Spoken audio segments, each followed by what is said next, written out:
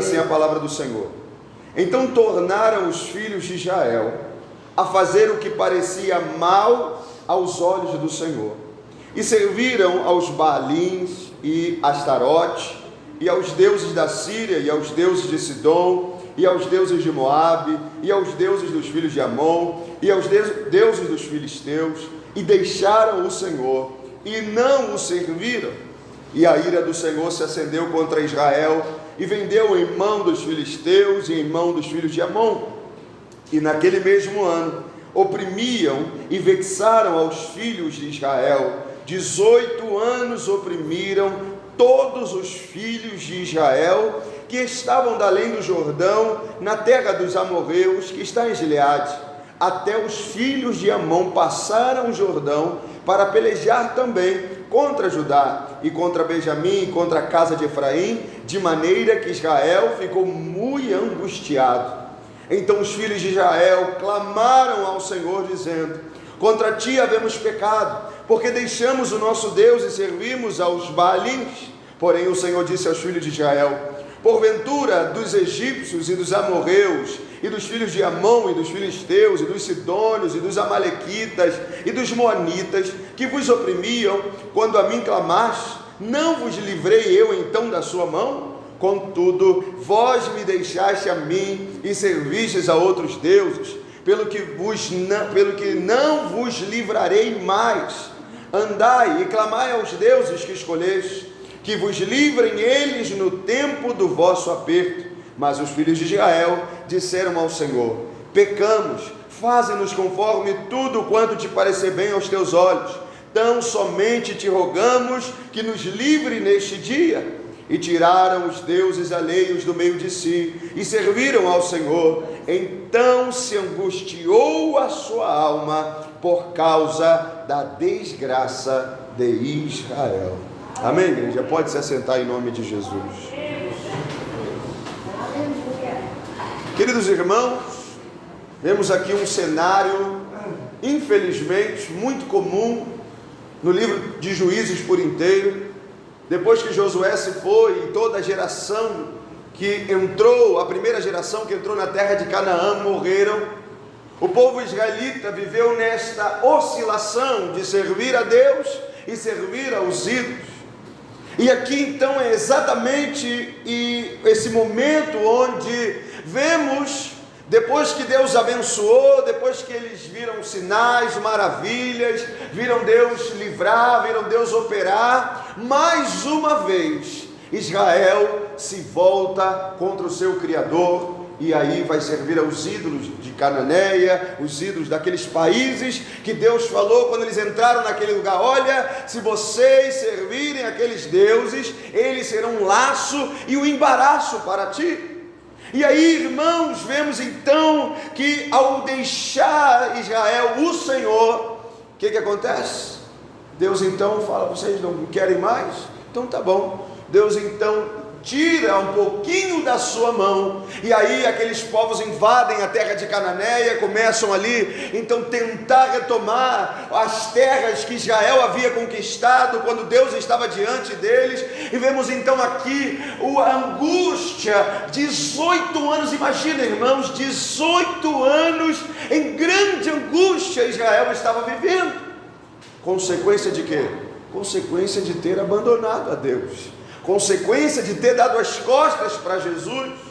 Até aí, irmãos, já estava uma calamidade tremenda, só que Israel sabia: olha, das outras vezes que os nossos pais pecaram, eles se voltaram para Deus e Deus os livrou, então vamos fazer a mesma coisa. Israel então eleva a voz aos céus, começa a clamar e invocar o nome do Senhor. E aqui, irmãos, acontece algo terrível. Israel pensa: vamos recorrer ao Senhor, vamos clamar a Ele, Ele vai nos livrar mais uma vez. Então Israel começa: Senhor, nos livra, porque deixamos a Ti, servimos aos deuses, pecamos contra o Senhor, nos livra, Senhor, desta vez. Aleluia. Só que aí, irmãos, acontece algo terrível. Eles encontram a porta do céu fechada. Deus fala para eles: olha, vocês não estavam invocando os deuses os ídolos, vai lá falar com eles, vai pedir a eles para vos livrar. Só que olha que coisa terrível, irmãos. Israel, apesar de estar servindo aos falsos deuses, e olha como é que é o trabalhar do diabo na vida humana, como que a carne trabalha, alterando a consciência, cauterizando o entendimento. Israel sabia que nenhum dos Baalins que eles serviam poderia livrá-los, ainda que eles estavam mergulhados na idolatria. Por que eles não recorreram aos Baalins? Por que eles não recorreram aos ídolos? Porque, irmãos, presta atenção numa coisa: muitas vezes vemos pessoas que têm consciência de que ninguém é como o nosso Deus, que têm consciência de que Deus é imensurável, todo-poderoso, glorioso, mas deixa de seguir a Deus, não porque não crê que Ele é o Todo-Poderoso, mas porque quer satisfazer os desejos da carne, quer se afastar do ambiente onde a sua consciência é despertada para abandonar todo o mau caminho e seguir um caminho de retidão. Então a pessoa se afasta do ambiente de santidade para ter liberdade, entre aspas, de viver nas práticas imorais do pecado, sem que alguém desperte a sua consciência, sem que alguém diga a você: está errado, esse caminho não é bom, esse caminho é de morte. Muitas pessoas estão lá fora, sabem que Deus é o Todo-Poderoso, mas estão lá porque querem viver no pecado. Só que aí, irmãos, ao mesmo tempo que Israel estava servindo aos ídolos, para pensar uma coisa: valeu a pena eles terem deixado Jesus?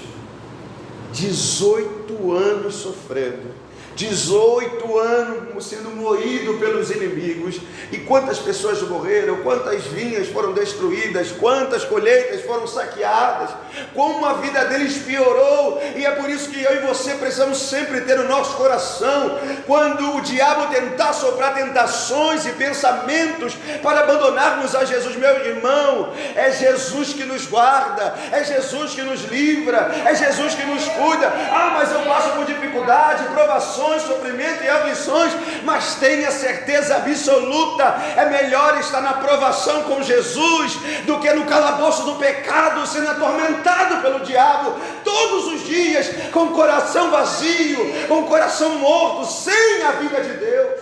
Aleluia. É muito pior estar sem Jesus.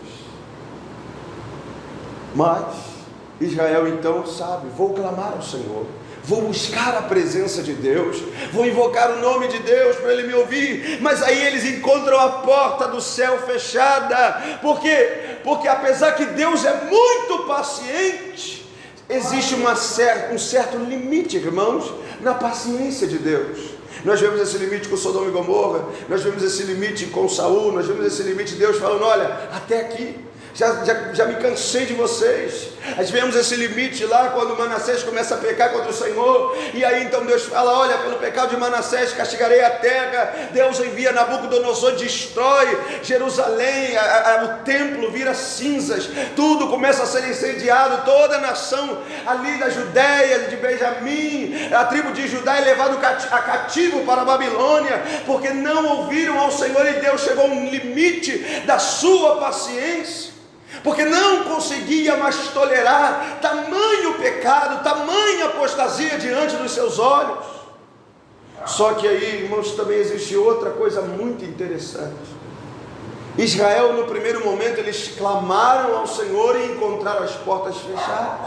Por quê? Vemos no primeiro clamor que, apesar de eles reconhecerem que pecaram por estar de pecarem contra Deus e servirem aos deuses falsos e estarem vivendo completamente em oposição a Deus, eles não tinham ainda, apesar de estarem clamando ao Senhor, deixado os ídolos.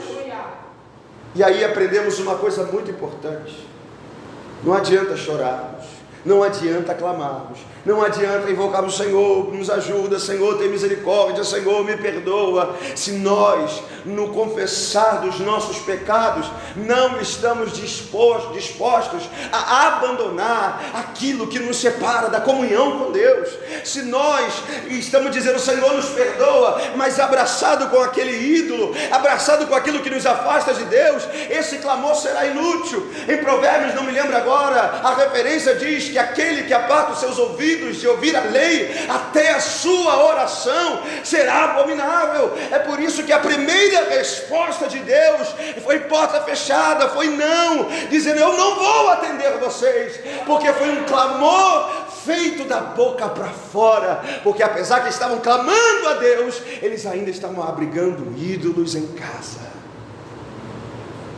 Eles estavam ali, Senhor, nos livra. Mas os ídolos continuavam nos altares, nos seus lares. E aí, irmãos, que está? Se o meu povo, que se chama pelo meu nome, se humilhar e orar e fazer o que, irmãos? E se converter dos seus maus caminhos e buscar a minha face, então eu ouvirei do céu, perdoarei os seus pecados e sararei a sua terra. Ou seja, o clamor de humilhação, de arrependimento, que o céu aceita, que o céu recebe, é o clamor daquele que clamou com a boca, confessou o pecado, mas também renunciou ele no secreto do coração, dizendo, Senhor, eu deixo os ídolos, eu deixo a imoralidade, eu deixo todo o mau caminho, porque eu entendi que eu tenho te ofendido, tenho feito o que é mal diante dos teus olhos, e estou aqui agora, completamente entregue a ti, completamente rendido ao Senhor. Quantas orações Deus quer responder. Ele diz lá em Isaías, se não me engano 59, os meus ouvidos não estão agravados para que não possa ouvir, nem a minha mão encolhida para que não possa salvar, mas as nossas iniquidades fazem separação entre vós e o vosso Deus, fazendo com que eu não vos ouça. Ou seja, Deus é bom, é maravilhoso, irmãos, a sua bondade é infinita, não há como dimensionar o seu amor, mas só que Deus é um Deus santo, Deus é um Deus puro, e Deus não aceita menos do que tudo. Ele não compactua conosco quando o nosso coração não está disposto a abandonar de fato tudo para segui-lo, tudo para adorá-lo, tudo para engrandecer o seu nome, porque então, quando isso não acontece, nos tornamos um povo que honra a Deus com os nossos lábios, mas o coração está longe dele. E aí nos tornamos o que a Bíblia diz, apesar de ser dura a palavra, mas é a verdade, hipócritas. Foi exatamente isso que Jesus repreendeu os fariseus, os religiosos daquela época. Ou seja, o céu sempre esteve disposto a manifestar a sua glória, a nos abençoar, a nos guardar, a nos guiar, só que Deus não compactua com os ídolos. E aí, tendo a porta fechada, olha que coisa tremenda, irmãos, Israel não desistiu de clamar ao Senhor. Glória a Deus! Sabe por quê? Porque apesar que a paciência de Deus tem certo limite, a misericórdia de Deus é ilimitada, onde há arrependimento genuíno. E aonde então Israel teve a sentença da sua resposta de Deus mudada de um não para o sim. Olha o que vai dizer o versículo 16, presta atenção. E tiraram os deuses alheios do meio de si e serviram ao Senhor. Aleluia. Irmãos, aí acontece um fenômeno chamado amor e misericórdia de Deus.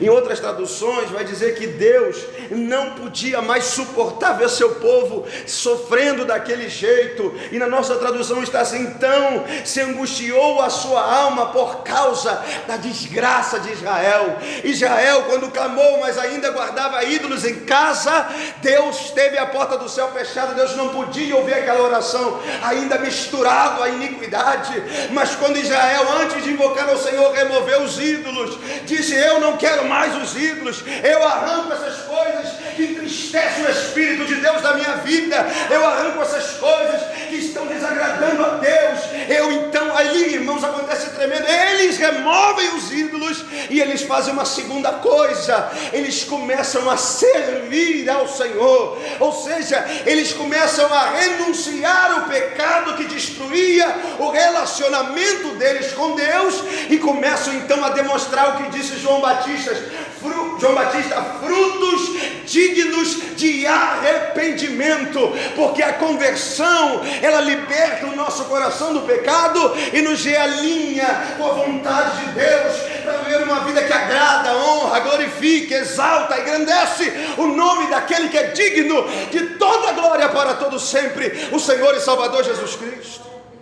Então, quando eles deixam os ídolos e passam a adorar ao Senhor, a servir ao Senhor, aí, irmãos, Deus não pôde mais se manter indiferente ao clamor de Israel. Preste atenção numa coisa: Deus sempre quer te ouvir.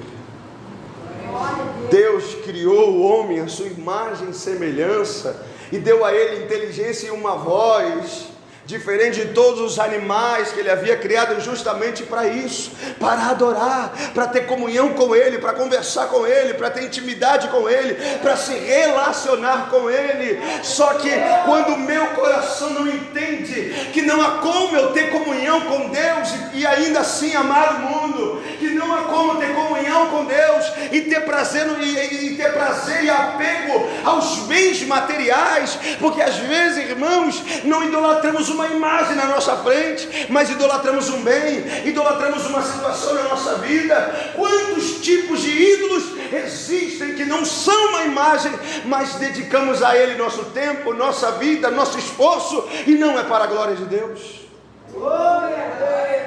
Jesus disse o seguinte: quem não deixa pai, mãe, filho, mulher, por amor de mim, fazendas, por amor de mim, não pode ser meu discípulo. O que Jesus está dizendo? Que eu tenho que deixar tudo isso? Não. Se essas coisas são ídolos dentro do meu coração, eu não posso ser discípulo de Jesus. Se eu coloco qualquer coisa, trabalho, dinheiro, bens, qualquer coisa à frente de Deus na minha vida, Deus não pode derramar a sua glória comigo, na minha vida, me encher do seu Espírito. Foi por isso que a primeira coisa que Elias fez, antes de invocar o nome do Senhor, antes de colocar o sacrifício sobre o altar, foi consertar o altar. Primeiro Elias consertou o altar, depois Elias botou as pedras, botou a água, botou o sacrifício, depois invocou o nome do Senhor. Ou seja, ele primeiro endireitou o lugar da habitação de Deus, onde Deus manifesta a sua glória. Precisamos endireitar o nosso coração, se queremos o avivamento de Deus na nossa vida. Precisamos endireitar o nosso coração e entregar a Ele, mas entregar tudo, servir a Ele com todo o nosso ser, servir a Ele com toda a nossa vida, como estava no primeiro grande mandamento: amarás o Senhor teu Deus de todo o teu coração, de todo o teu pensamento, com todas as tuas forças. Irmão, você sabe qual é o maior ídolo deste século? Na verdade, de muitos séculos.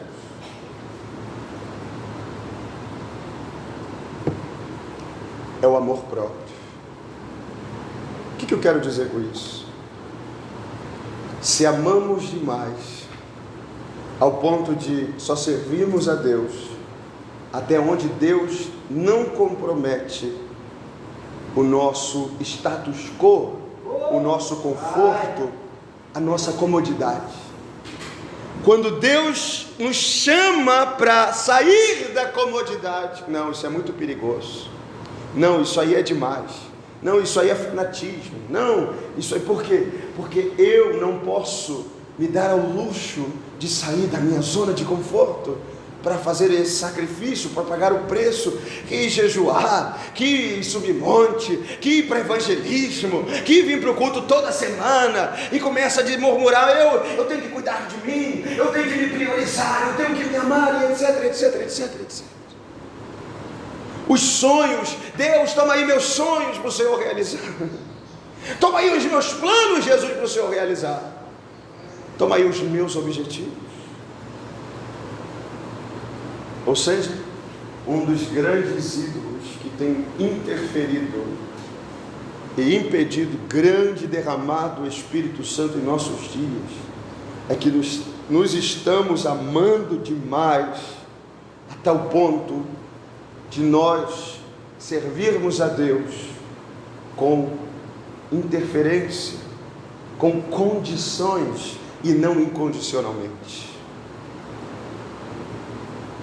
Aí é aquela canção, né?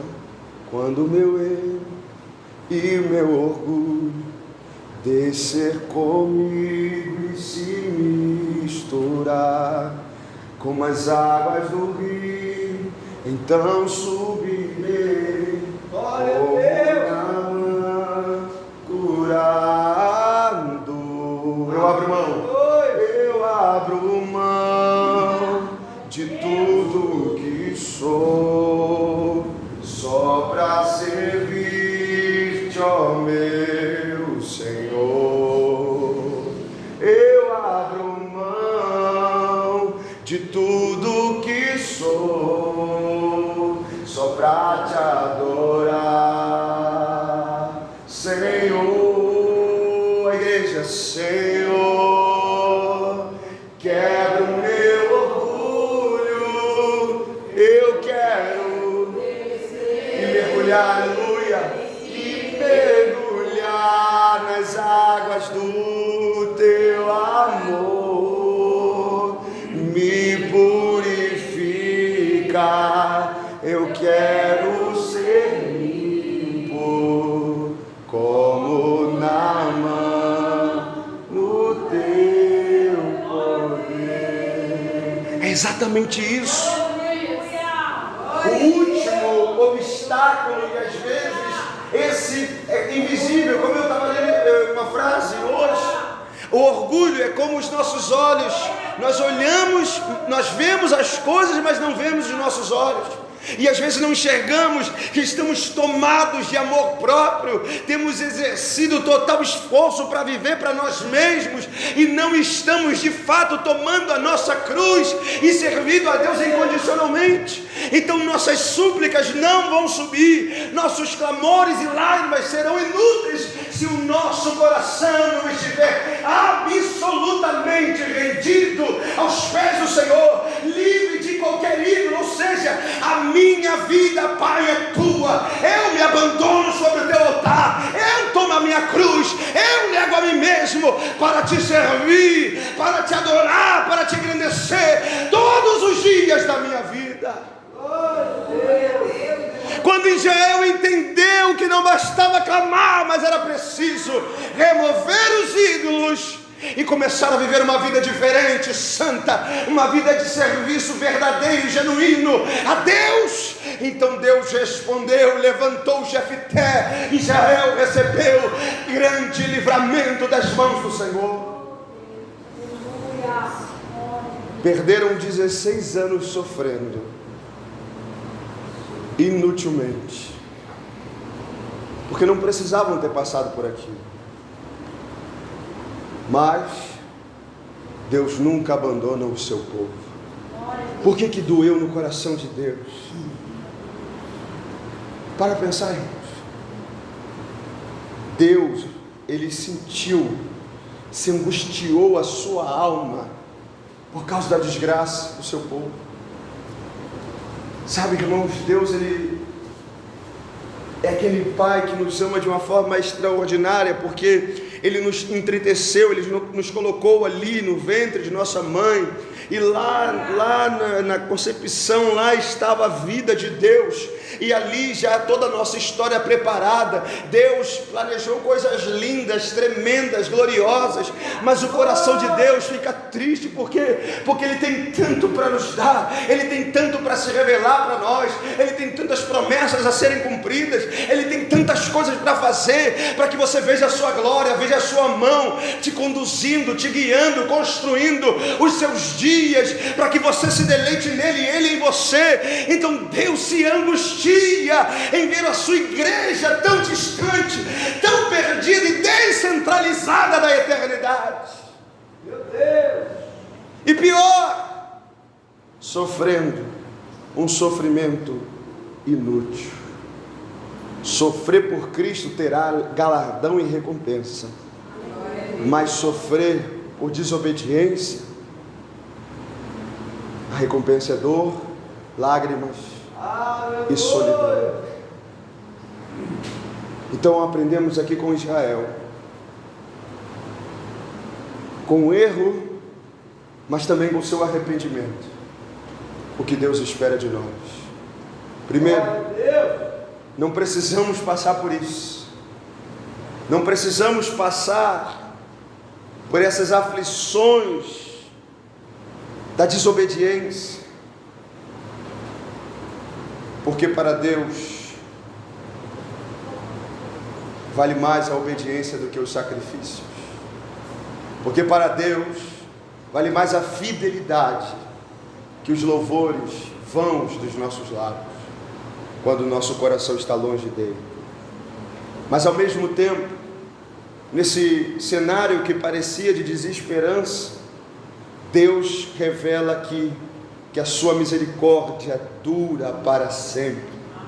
Se você pecou contra Deus, Ele vai te perdoar se você clamar.